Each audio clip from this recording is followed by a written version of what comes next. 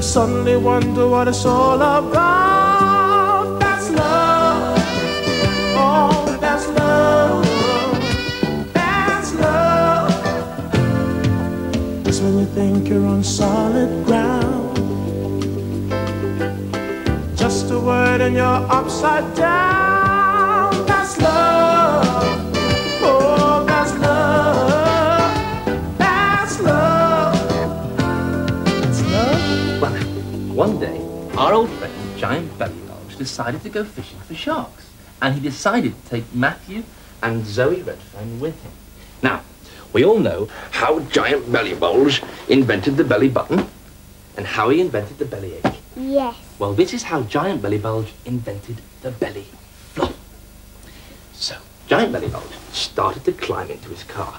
Ooh, but he was too fat. And he got stuck fast in the door. Ooh, this is always happening to me. Boo. He started to cry.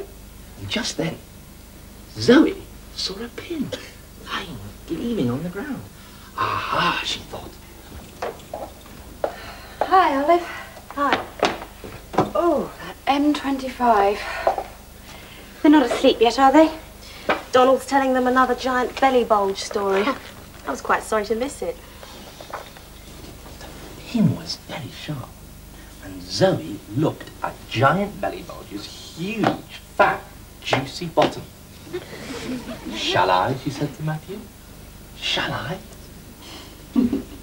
Hello, darling. Hi. Hello. Hello, gorgeous. Mwah. Hello. Can I hear the story too? Can I? Yes. Right, said Zoe, and plunged the pin right in. Yow! Said Giant Belly Bulge, and shot straight into his car. And then they all set off for Giant Belly Bulge's boat.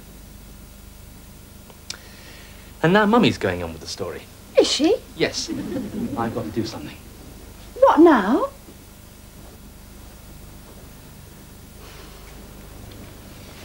It's just that she likes to get her own way.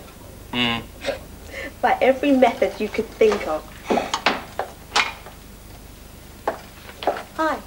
I was just saying that Zoe's getting very wise for her years. She's amazing. Oh, yes, she's becoming really manipulative, isn't she? Couldn't possibly have inherited it from her mother, could she?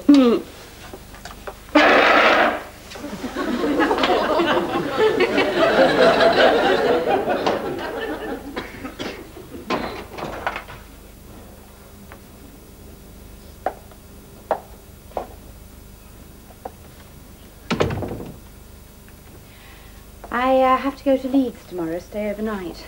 Delta field order. Oh. Any chance all of this will be over by the time I get back? Or what? Oh, don't be deliberately dense. Things are bad enough already. Not a lot, no. Until 4 days ago, we were happy. Then we gave a dinner party.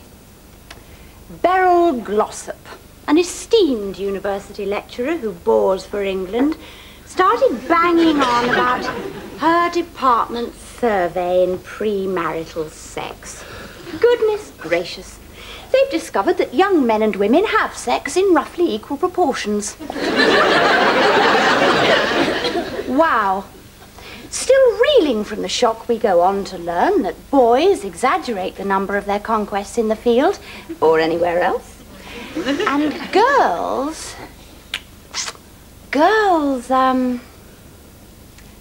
underestimate theirs. Underestimate? It then comes out that I had done what countless other brides had done. I underestimated. Oh, come on. Patsy, how do you underestimate 17 down to 2? Suppose we examine your premarital record and discover it's one less than your boast. Would I be in such a state? My husband has only had 493 women before me, not 494. Wimp, eunuch, I've been cheated. Very good. Look, I don't care how many men you had before me. It was none of my business. But you said 2 when it was 17. Now, you know that we felt the same about these things, so why lie? I told you. I got caught. Trapped in my own joke. Everything is undermined. Everything.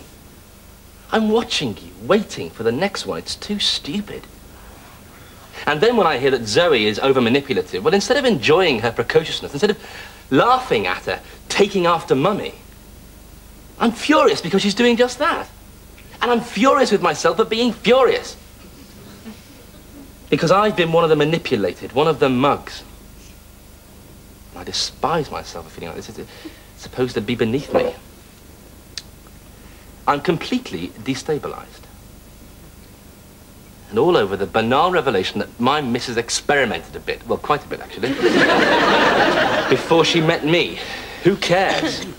What's 17 about half as many as I had? Only 34? I could have sworn. Look, you knew I didn't keep count, and I didn't lie. Suppose you get your own back. How? Well, you own up to me about something. Like what? Well, I don't know. You must have lied to me about something or other. I haven't. Aren't you wonderful? Ever had a bit on the side? Of course not. Never wanted to? Nope. Never wanted to? No, never. Oh, come off it. You are quite healthy, you know. Well, not seriously enough to ever do anything about it. Oh, so it's not fidelity you're suffering from, it's laziness. Well, why should I when I've got it at home when I want it? Oh, wonderful. Not laziness, positive torpor. And don't I sound mysterious and desirable? Yeah, I've got it at home when I want it. Do I see the trace of a smile? Sorry, Era. Jokes only make it all right for a minute. They cure nothing.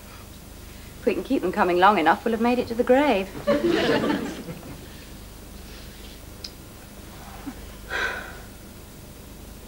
I do love you, you know.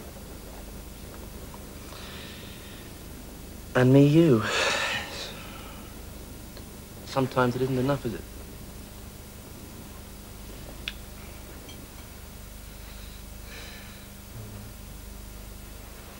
Interesting. It's a tax avoidance scheme I'm doing for an offshore drilling company with offices in London, Cork and Houston. Wow. How to diddle 3 governments simultaneously. Tax barrister. You're just an upmarket con man, really, aren't you? In tax law, it's just a question of how you arrange your affairs and present the figures. It's like life, really. The point is, I regard the tax inspectors of each of these countries as my client's adversaries. Is that how you felt about me? Okay, okay.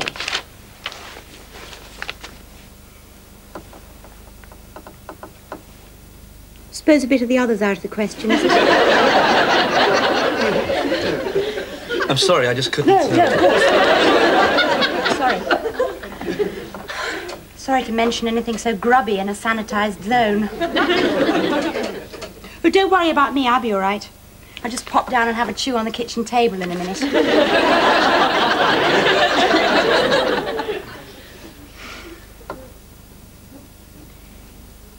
This is the story of how Giant Belly Bulge became a monk.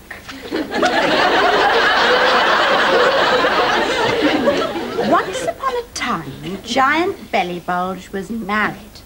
Only then he was called Hubby Grumpy Poos.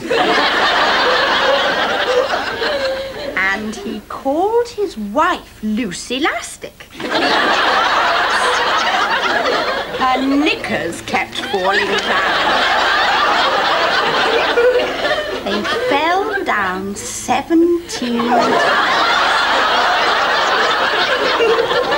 And every time he bent down to pick them up for her, she could see his big, fat, male ego poking out and quivering. Oh, come on, Patsy! I know the whole thing's stupid, but do try and help.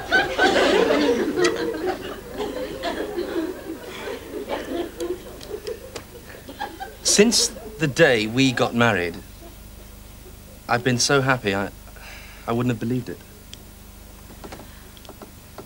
You're lovely and capable and clever. We've been, in a way, perfect.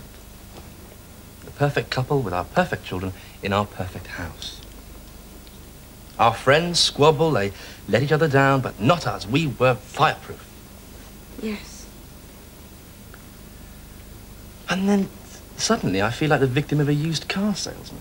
I mean, it wasn't two careful owners you'd had at all. A used car?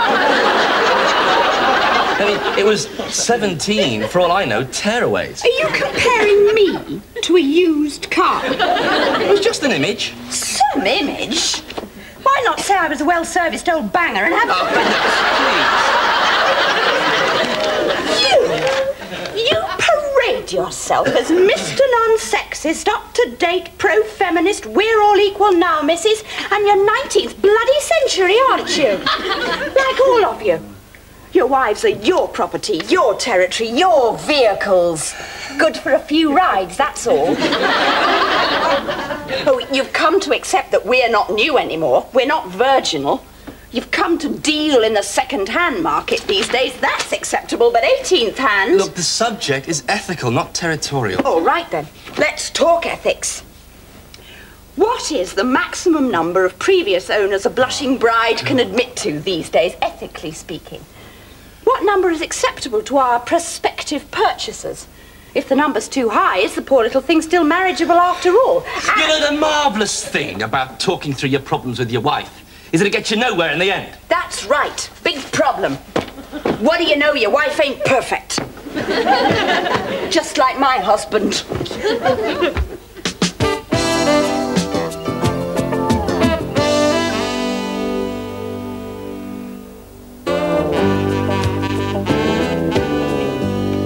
Come on now, Matthew. No. Just no, all right. Well, just a little bit. Okay, Will you be here all day? guys, I'm off. Leave. Back tomorrow. Have a good time. I will. Bye-bye, my darling. I'll give you all more a kiss. I'll ring you tonight. Okay, now I want you both to be very good. And please, will you help Olive feed the hamsters? Promise? Yes. Good. Okay. Bye, Donna. Bye. Drive carefully. I will. And you. Bye, Olive. Bye. See you tomorrow.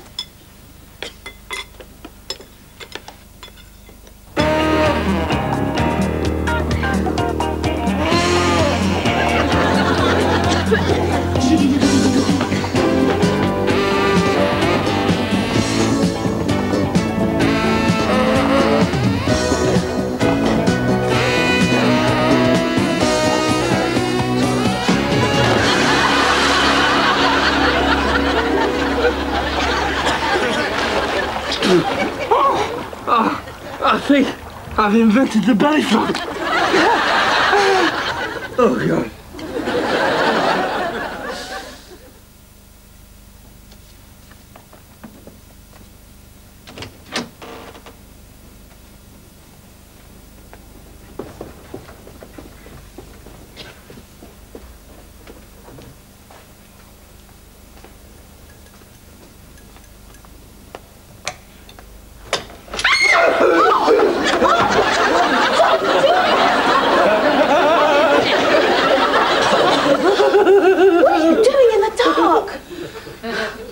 I nearly swallowed my tongue then.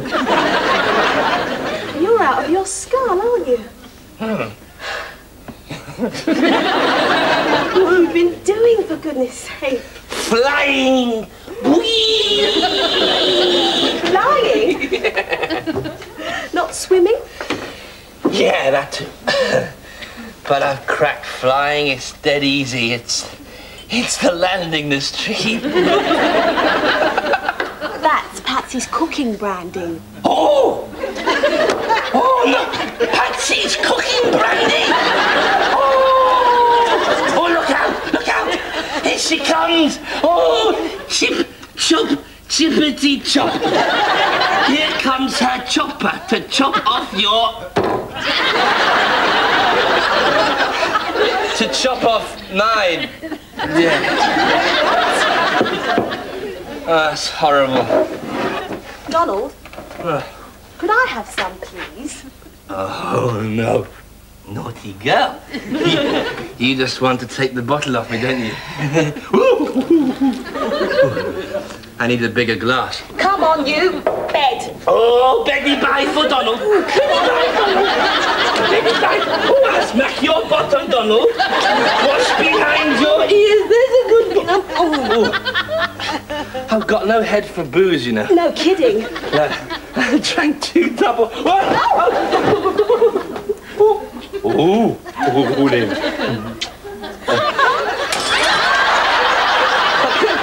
I kept drinking doubles, whiskey, and beer chases with gin in them. They'll go well with the brandy. Yes, Patsy's brandy. So the point is, she's right. That's the bloody trouble, right? Or she could be, and I don't know. All right, there's no need to shout at me. I haven't done anything. No, Olive, I'm sorry. I'm sorry, Olive. It's all right. No, I'm sorry. Oh, blimey, I shouldn't have done that. Why not? That's male assumption I can touch you when I like, you see. It's an invasion of your privacy. I'm sorry, Olive. Oh, I'm sorry. Oh, it's all right. I'm sorry, Olive. Olive, I'm sorry. No, I think we should keep moving. That's it. And you can kiss me when you like. I'll take it as a compliment. Anyone could trust you. Oh, not HM Inspector of Taxes. Even him. He got right in under my guard. I've always been so sure about things. All my life. And then she goes, oh, soda! I don't know what you're on about. Come on, let's get you to bed. Oh, yes. Oh. Betty Bays up the wooden hill. Don't wake the children, Shh! You wake the children up. Oh, poor little devils. They all coming to death. I'm all right. Stay there, just for a moment. Don't mind. I'm all right.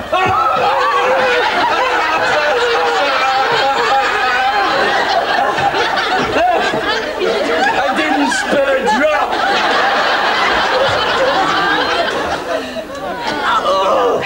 Arms up.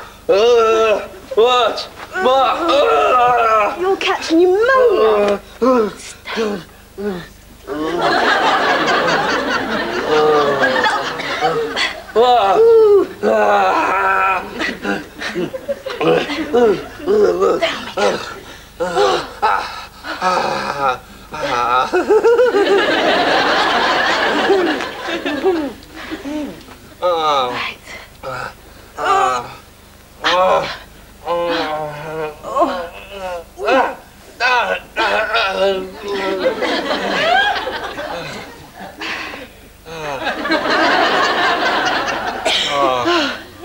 You're not going to be sick or anything, are you, Donald? Oh, Patsy. Donald.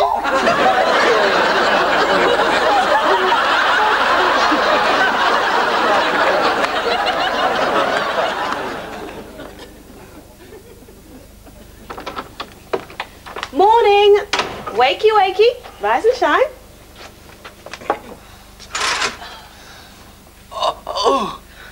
It's no good. You've got to get up. If you're not down in 10 minutes, I'm sending the children up. Oh.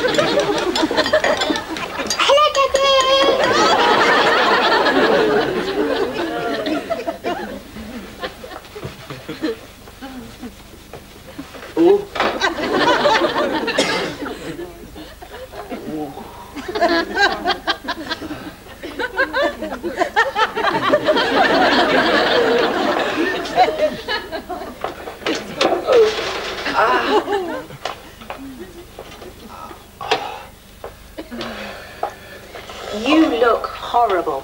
Here.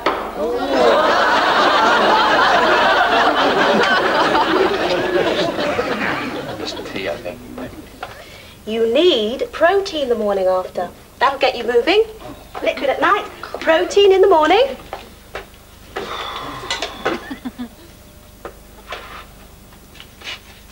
Olive.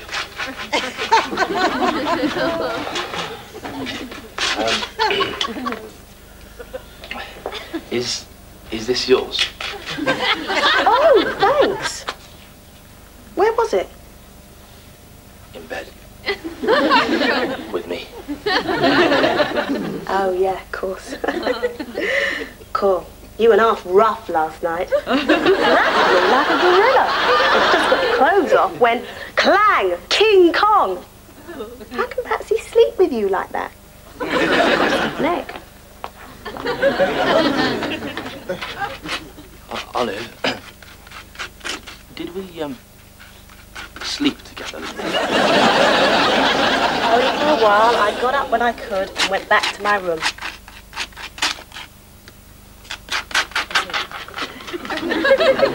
And you undressed me? Don't worry, I've undressed bigger ones than you. I mean, bigger fellas. Oh, no, I mean, it was part of our training. What have I said? Nothing personal. We don't need to tell Patsy about all this, do we? I should jolly well hope not. No. Dear Patsy, Donald came in plastered last night. I took him to bed, undressed him, climbed in with him for a bit. For a bit? Nothing happened, honest.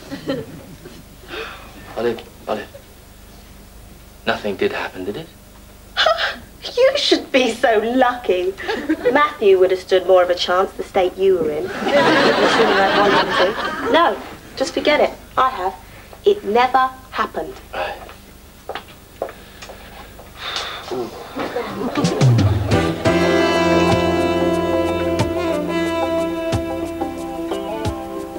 Oh, I love dashing around the country when I'm working, but it is nice to be home. What's this? A prezi. For me? No, for the hamsters. Oh, Donald, Chateau Touch 76. How delicious. Your favourite. Yes, well, I wanted us both to enjoy it, darling.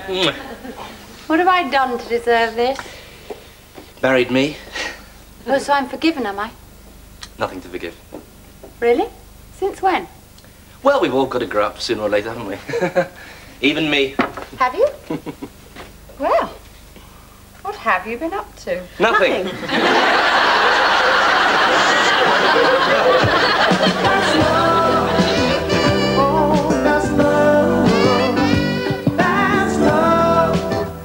Romance without the comedy next, when the old flames are getting stronger between Martin and Diane. Yesterday's dreams after the break.